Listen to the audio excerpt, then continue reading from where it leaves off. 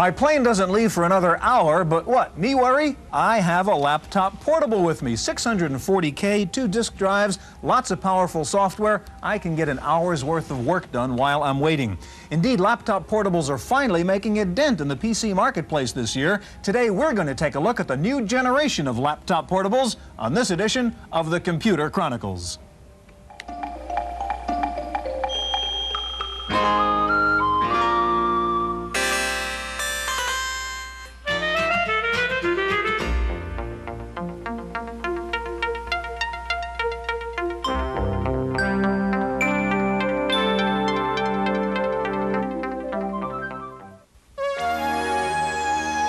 The Computer Chronicles is made possible by Leading Edge, makers of IBM-compatible computer systems, including word processing with spelling correction, communication software, and Hayes-compatible modems.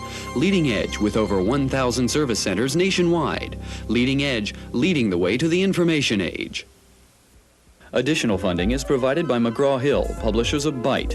Byte's detailed technical articles on new hardware, software, and languages cover developments in computer technology worldwide.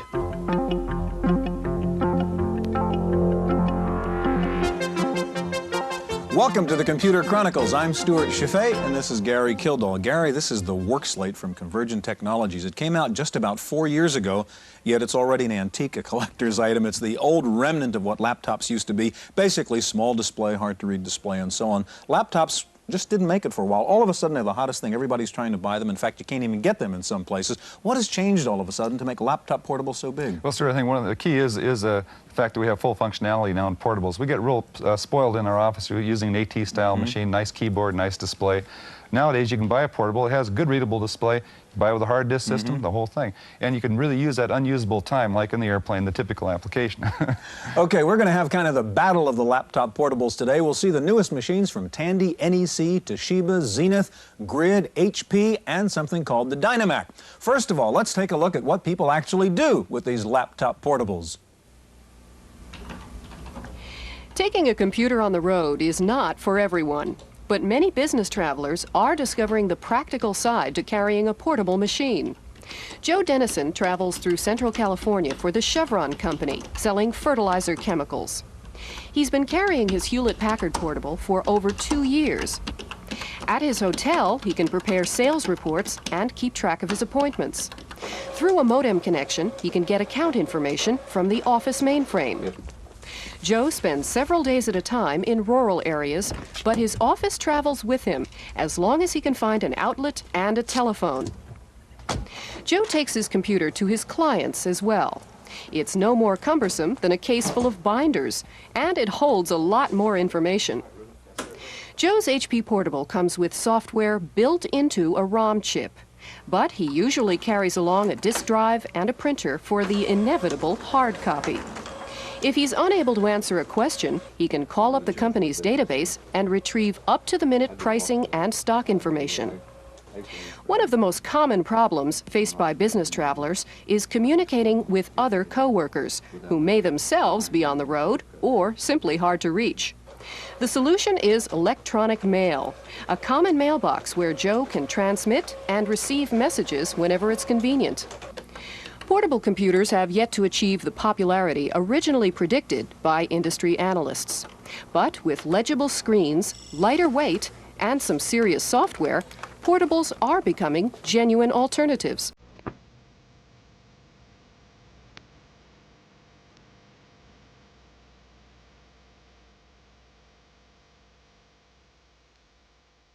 Joining us now in the studio is Bob Wade. Bob's Regional Marketing Manager for Tandy, and next to Bob is Jim Bartlett, Computer Products Marketing Manager for NEC. Gary? Bob, I understand Tandy has sold about 250,000 of these machines over the last 6 years, so you probably have a pretty good idea what your customer profile is. The largest user of the Tandy laptop is the journalism profession. Virtually all major newspapers in the United States and around the world have used the Model 102 for remote data transmittal back to the home office for publication. Was that how it was originally conceived, or was it a... The original thought on the Model 102, or the Model 100 as it was 6 years ago, was to be able to build a machine that would be able to be a remote terminal to retrieve data in the field and then transmit data back to the home office for salespeople, business professionals. Bob, one of the great features of the Model 100, of course, very light, very portable, and so on. I've always imagined the ultimate portability, matching that thing with a cellular phone. In fact, you guys do that now, don't you? Yes, we do. We offer a connection from our Model 102 into our new product line, the cellular telephone, which will allow remote data transmittal. The police departments throughout the United States are now experimenting with that project to allow the officer to transmit through the cellular telephone directly into their database at the police station. Now, Jim, in the early days, one thought about NEC as having a kind of product similar to the 100. You've got another direction you've gone in now with the MultiSpeed. Tell us about that computer. Okay, Stu. Well, this machine is a MS-DOS machine. It's PC compatible, and we developed this based on market research that showed us that what people wanted in the business world anyway was an expansion to add to their desktop machine, a desktop supplement really. And we see a transition in the near future from desktops to portable type machines that can provide a no compromise solution, essentially all the performance of a desktop in a machine that people can take on the road with them. Jim, give us a little guided tour of that piece of hardware there. Okay. Well, first of all, the screen is a Super Twist LCD technology screen, which is the highest readability technology existing in LCD right now. And it's detachable, which allows you to easily use a color monitor behind the machine. So you've got an RGB output on there? Correct. We have a full-size keyboard in the front here with a separate numerical keypad and function keys that are placed similarly to what people are used to having. On this side, you can see the optional 300-1200 baud Hayes-compatible modem.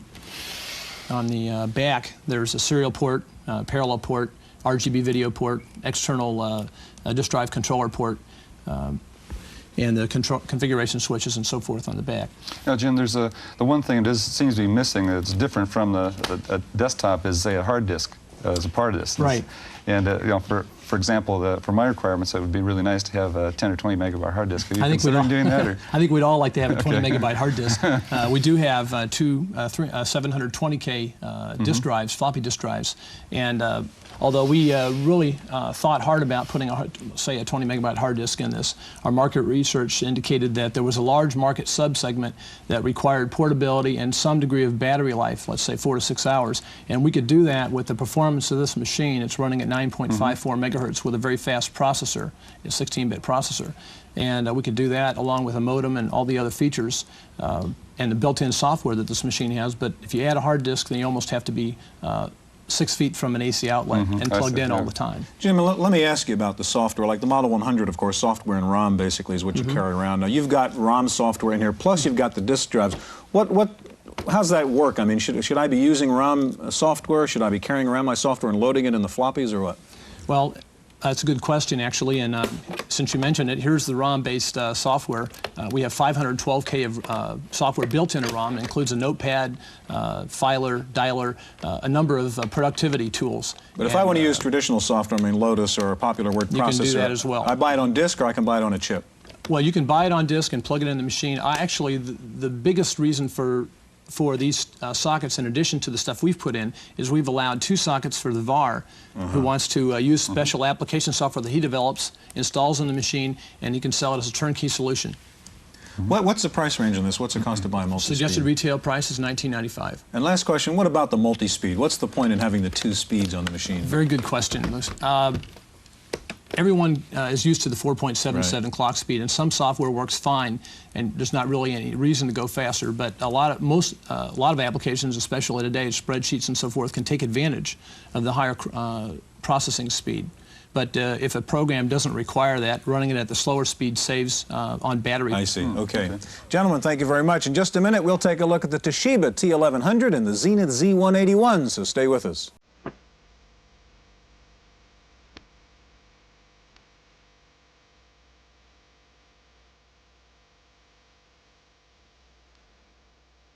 With us now in the studio is Andrew Chernick, Marketing Director for Zenith, and sitting next to Andy is Tom Sherrard, PC Product Marketing Manager with Toshiba. Gary? Andy, an early criticism of the portables was the display.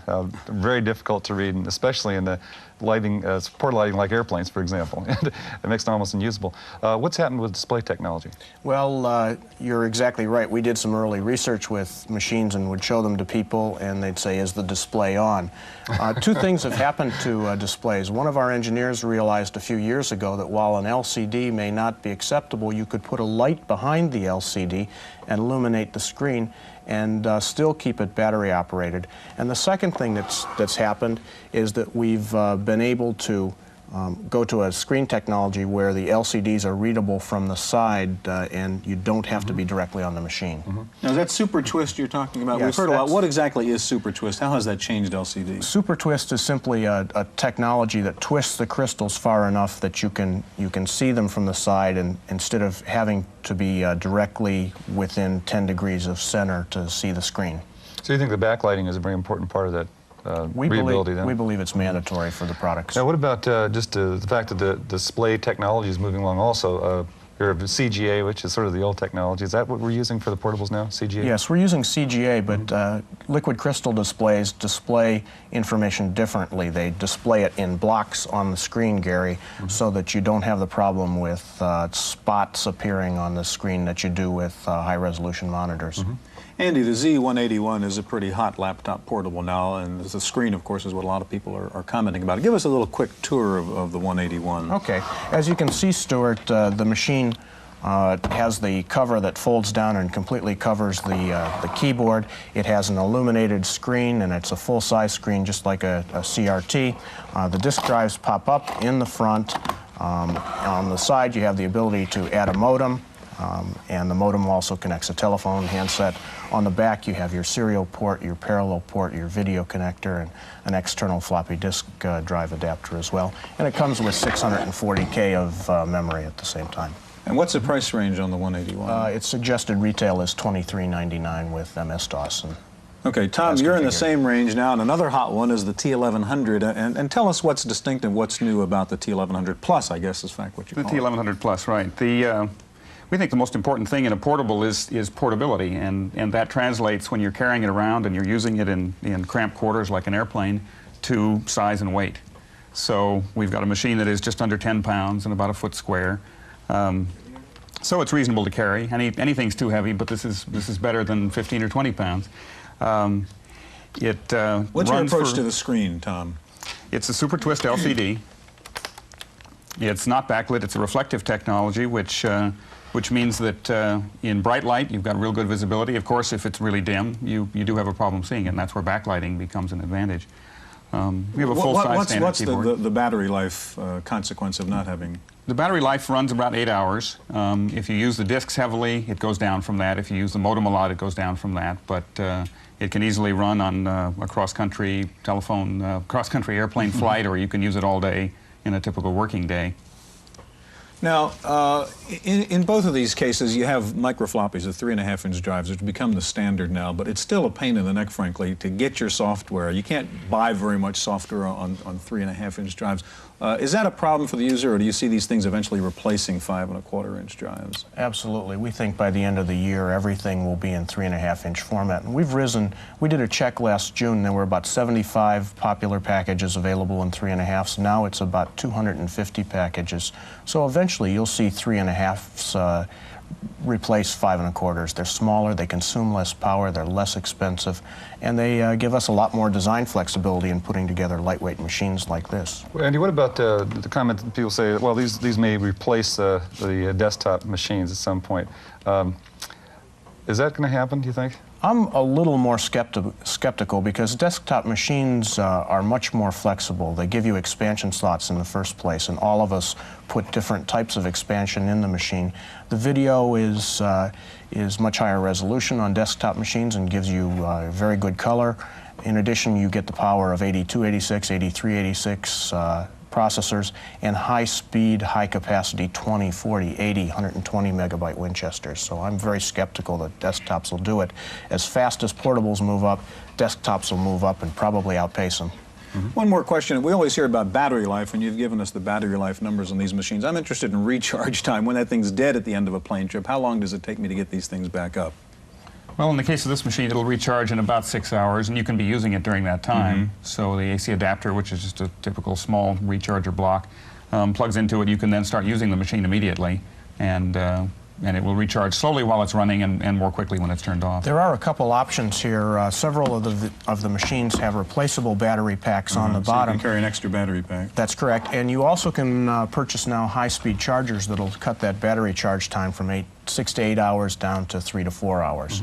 Okay, gentlemen, thank you very much. Now, in just a minute, we're going to take a look at the Toshiba T3100, an AT-compatible laptop. We'll also take a look at something called the Dynamac, the very first Macintosh laptop. Now, the Grid has been known as a high-end laptop portable for several years, used in lots of exotic different applications, and Wendy Woods has a report on one of them.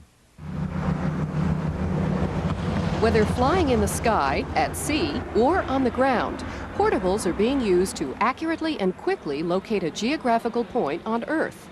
Trimble Navigation manufactures an Earth station receiver and antenna which gather data from satellites. That data is fed into a portable computer, in this case a Grid, equipped with Trimble software, and recorded on floppy disk. The data is accurate up to 4 feet from anywhere on the globe. The advantage of using a laptop computer is that the surveyor is able to take the data and to process the data right essentially in the field. So he knows before he goes home whether he's taken good data. And that's very important to the surveying community because oftentimes it's very expensive to get a whole crew out to where they might be going. They might have rented a helicopter or a boat or something. So they need to know right then and there that they've taken good data. And if they've made a mistake, they can go back and do it again. Trimble is the largest seller of computerized survey equipment. The company has sold over 200 of these $40,000 GPS units, and virtually all their customers use them with Grids. Grid reports its portables are in use by more than 50 U.S. government agencies and more than 400 Fortune 1000 companies. And as the portables become lighter and more powerful, like this new Grid Lite, even more innovative applications for them will be found. In Mountain View, California, for the Computer Chronicles, I'm Wendy Woods.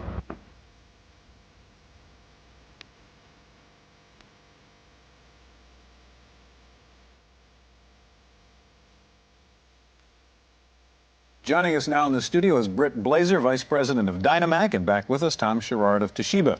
Stewart, you know, we started out looking at the Tandy 100, and we're now we're into We've come a long way, AC-powered baby. hard Yeah, disks and this is so the forth. major leagues. Now, what really is the appeal of a system like this, where you have to have AC power, you don't have the battery pack, you can't go on an airplane? Who's buying a machine like this? Just all kinds of people. We're finding people like accountants and auditors, consultants who need to carry their machines to their work, and they've been lugging things like compacts and they're very tired of it, or they've had two machines, one at home and one at work, and carrying diskettes back and forth. And now they can take a machine like this, which gives them almost everything an AT would do, but in a package that's really truly portable. Can you describe the 3100, some of its features? Yeah, it's an AT compatible machine, 8286 processor. It has a gas plasma display that has 640 by 400 resolution, so it's double the resolution of a typical CGA monitor. Has a 10 megabyte hard disk drive built in, 720K, 3.5-inch floppy drive, parallel serial ports, and has the ability to go to an expansion chassis for IBM compatible cards in a fixed location. Tom, why did you go to gas plasma display on this particular machine? Well, it has a lot of good characteristics. It's very, very readable. It's extremely sharp. It has the double resolution, 640 by 400, that gives you a lot of capability in terms of high resolution graphics and high resolution for things like desktop publishing. It puts out light so that it's easier to read than any of the passive displays. And you're not worried about battery drain, I guess. Battery's not a problem since it's plugged in anyway. What about the hard disk? We hear about how fragile hard disks are, and I get nervous about banging around that thing with that hard drive in there. Is that a problem? Not a serious one. This drive is engineered specifically for portable applications, so it's intended to take some hard knocks, both when it's working and when it's not. It parks the heads when you're not using it, so the heads are off the data zone when you're transporting it. So we've had very little problem with it. Okay, that's a pretty hot machine. It's pretty hard to get these things. It's an AT portable for the first time. And I want to turn to you, Britt. You've got something else which is brand new, the first Macintosh portable, and tell us about this Dynamac. Well, the Dynamac takes the same philosophy as the Toshiba 3100. We do know why people are responding to this. They are responding. It's because of the hard disk internal. We have a 40 megabyte hard drive in this machine. It'll take 75 Gs when it's not operating, take 10 Gs when it is operating. And we also have 4 megs of main memory and an internal modem. As you can see, it's the same screen as any of the Macintoshes. This particular screen I'm running, there's slightly under 10 megabytes of applications here, and I've got another 30 available. And I just want to demonstrate to you where we are in main memory right now. I've got 8 applications loaded at the moment using 2.9 megabytes, and there's 1.2 megabytes available for additional work. Any compromises here in making the Mac portable? Have you lost anything in the Macintosh? No. In fact, in every case, we've extended the Macintosh's capabilities. The Macintosh user is very intimate with his machine, and because of that intimacy, he wants the machine always available. And for that reason, having the hard drive and the capability of accessing it is very important. It's an extended feature Macintosh, and one of those features happens to be portability. Now, in the back, it's still operating. Okay. In the back, you'll see we have the Macintosh motherboard. Let's bend it around a bit so everybody can see this. Okay, the Macintosh motherboard is the same as any Macintosh. Composite video output, e-machine output, which gives you a 17-inch monitor. We also have external keypad, external keyboard, modem, 110, 220 volts. Now, I want to ask you the same thing Gary asked Tom. Who's using this? What would be, well, of course, you're just starting to sell it now, but I mean, Correct. Who would use it? What do you see as the application for? Again, it doesn't run on batteries. It does not, but does go on airplanes. We should point that out. Okay. You just can't use it there. But who would you see using this? Who's going to buy this as opposed to a Macintosh? The journalist who may not want to record things on site, but edit all his stuff, like downloading from a Tandy 100 or 102. Field workers, your auditors, that's going to be a very large user of this. And the fact that you can have 40 megabytes out there, so you've not lost a thing. And of course, going on the desktop, by supporting an external keypad, external keyboard, and an external monitor, this can hang underneath your desk. All your data is always with you. How about desktop publishing? Do you see use of that? Absolutely. Our production screen, this is a prototype, but our production, as in Tom's machine, will be 640 by 400. We went to the electroluminescence screen. It's a finer pitched. We believe it has better resolution, and of course, for the Macintosh graphics, that's required. Yeah. What is your feeling, Brett, on the replacement of desktop machines by these portables? I mean, this is much more closely related to existing Exactly what we have in mind. Andy Siebold told me about a concept called jerk and run, which is that you simply can take this machine and go with it right now, but when you're in the office, it'll plug into a large monitor and external keyboard. The point is the hard disk is always there and always accessible as long as you can find a cord. We also do offer a battery adapter, so you can run it on battery. Batteries are heavier, that's all, and because of the hard drive, there's no room inside the machine or the car cigarette lighter. Gentlemen, about 30 seconds left. We've seen a lot of development in the last couple of years in these portables. What's going to happen next? What are we going to see in the next couple of years in laptops? More of the same, I think, basically. More disk storage, more speed, more memory, lighter weight for the same kind of capabilities. It's really the same kind of development that's happened in desktops. Non-volatile RAM and battery working at this level of power. Absolutely. Okay, gentlemen, thank you very much. We hope we've helped you figure out which laptop portable is best for you. We'll be back in just a minute with this week's Computer News.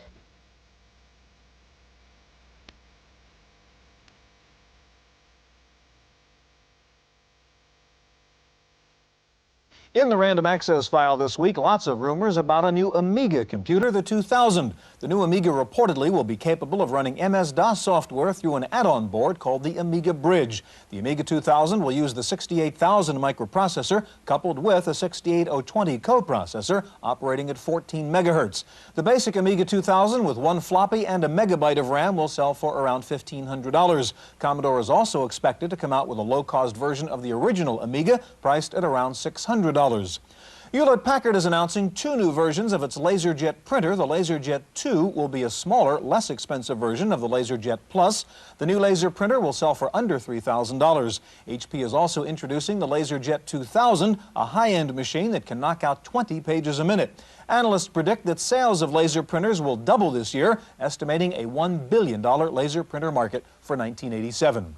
The Coast Guard Academy has become the 18th American college to require a freshman to buy a personal computer.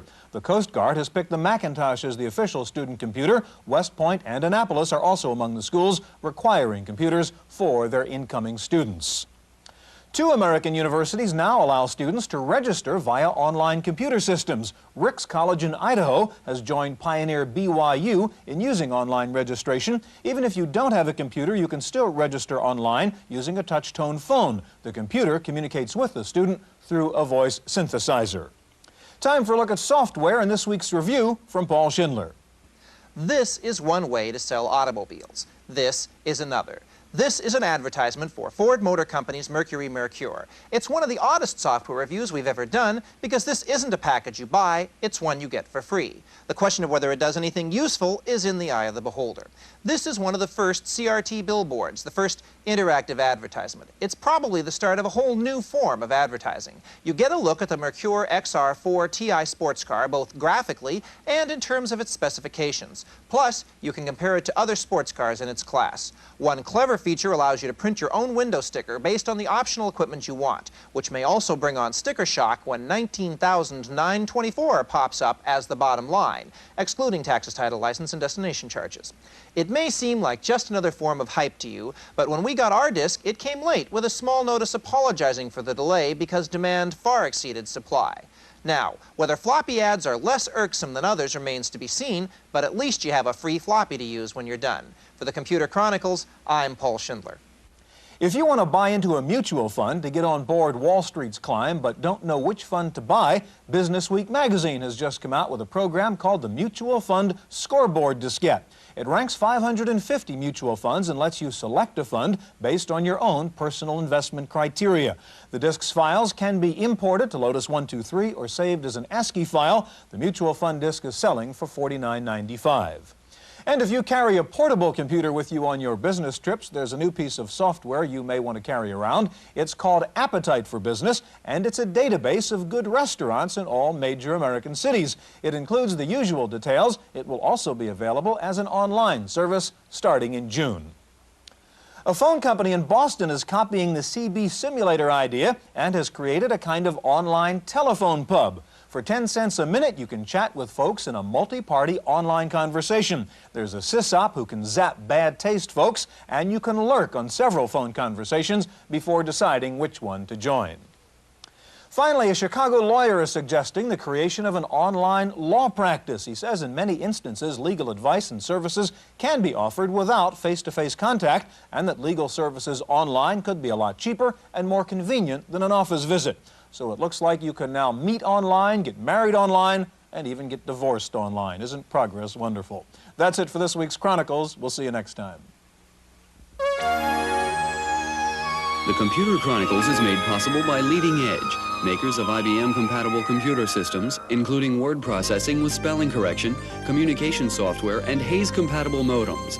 Leading Edge with over 1,000 service centers nationwide. Leading Edge, leading the way to the information age.